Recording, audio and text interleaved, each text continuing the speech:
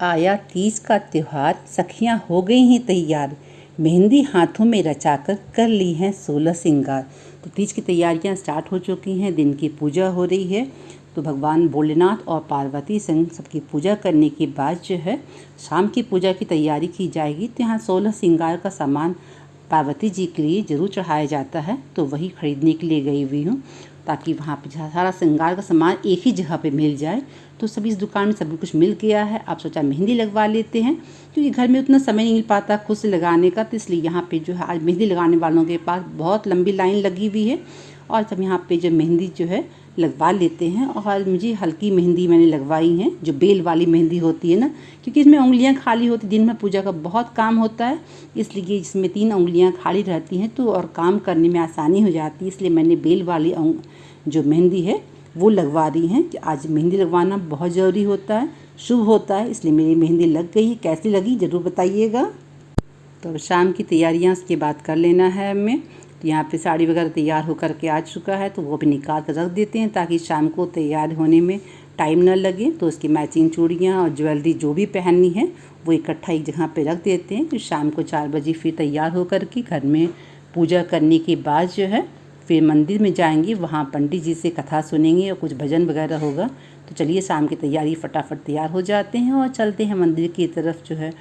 तो आज जो सुबह से जो निर्जला व्रत रहता है, तो पहले यहाँ कथा सुनना भी ज़रूरी है आज तीज का। इसका भी बहुत बड़ा महत्व होता है कि पंडित जी के द्वारा जो है कथा सुनना।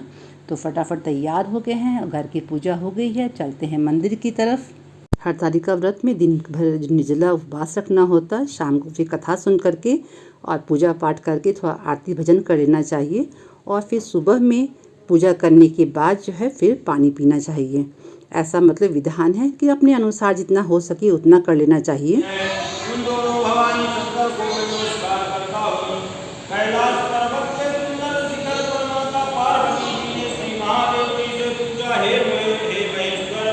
तो यहाँ मंदिर में पंडित जी जो कथा सुना रहे हैं, जो बार बार जितनी औरतें आती जा रही हैं, महिलाएं आती जा रही हैं, वो सभी इस टाइप से ग्रुप में कथा सुनाते जा रहे हैं। तो सभी यहाँ पे मंदिर में एक दूसरे को नाक पे से पूरा सिंदूर करने का विधान है, तो वही सभी कर रहे हैं यहाँ पे।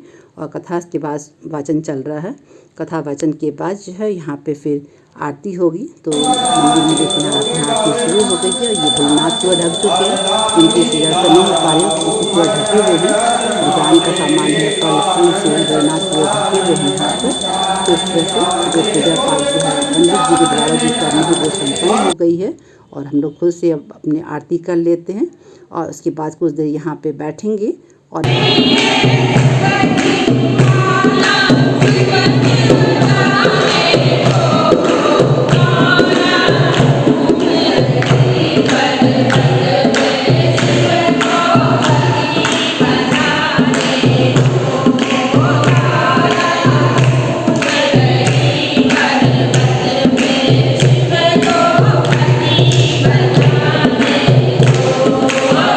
तीज की अगली सुबह पूजा पाठ करने के बाद पंडित जी को दान दक्षिणा देने के बाद जो है पूजा संपन्न हुई। तो भगवान शिव और पार्वती आप सभी की मनोकामना पूरी करें, ऐसी प्रार्थना रहेगी। तो आप सभी को आज का ब्लॉग कैसा लगा?